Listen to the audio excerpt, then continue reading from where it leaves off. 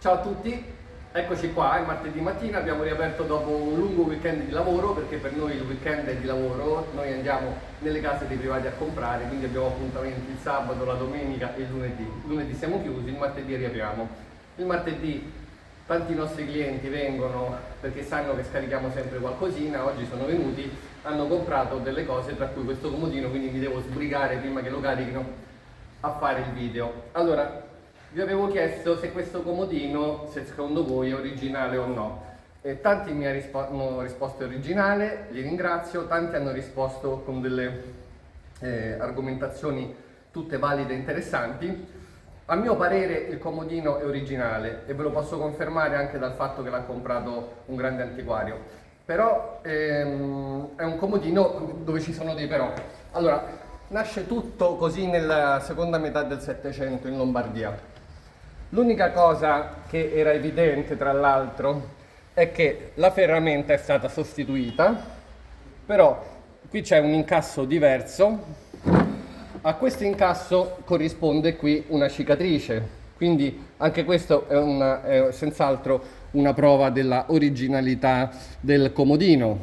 Per quanto riguarda questi tarli lunghi, sono assolutamente normali, perché il comodino, facendo così, a un certo punto si è imbarcato e un bravo restauratore è venuto qua, l'ha appiallato un pochettino e ha tirato fuori il tarlo lungo. Tarlo lungo che non c'è qua, qui non ci dovrebbe essere, non avrebbe nessun senso.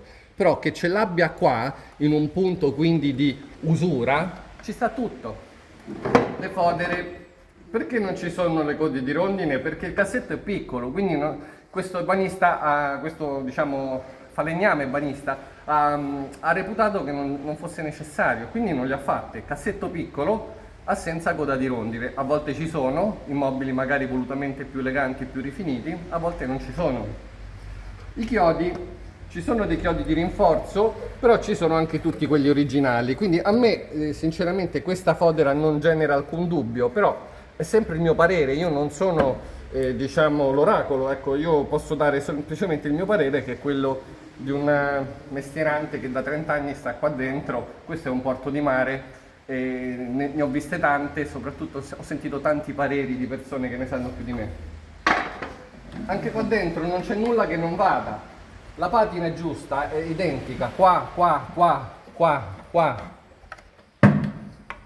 qua, tutto con la stessa patina, quindi a mio parere il comodino nasce così e speriamo che muoia così, insomma, che nessuno ci metta le mani addosso.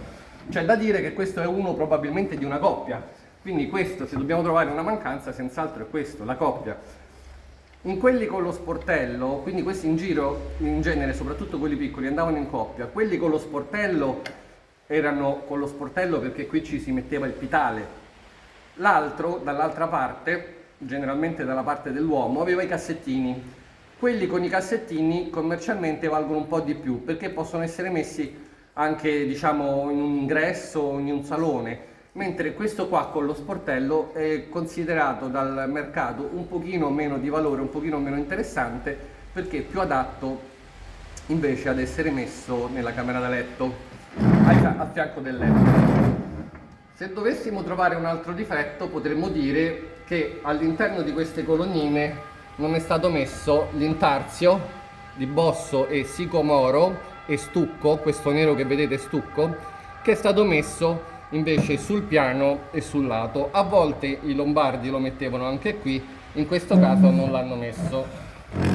Quindi è un comodino completamente originale, non vi posso dire il valore perché è stato venduto a un altro mercante che a sua volta lo venderà e poi lo rivenderanno di nuovo. E quello che vi posso dire è che insomma è stato divertente, mi ha fatto piacere che avete partecipato e potete continuare ovviamente le vostre considerazioni. E a questo punto vi presento un altro tavolino molto carino, che è questo. Allora, siamo in Italia, siamo a Napoli e queste sono le fodere, queste sono le code di rondine, queste le ferramenta. Questo è il legno, i piedini in bronzo,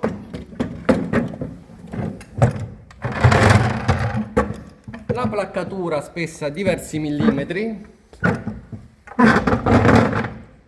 La placcatura spessa è da centro, quindi un mobile è nato per essere elegantino.